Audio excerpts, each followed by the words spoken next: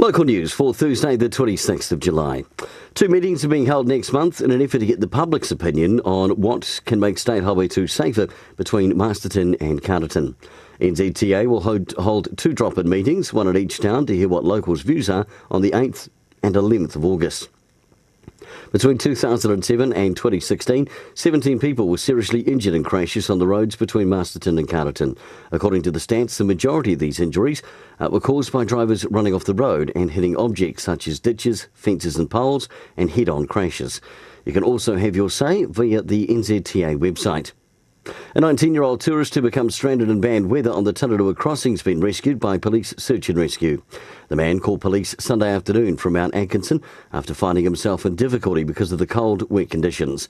Search and rescue continued to monitor the changeable weather, and the man was successfully rescued by helicopter on Tuesday morning.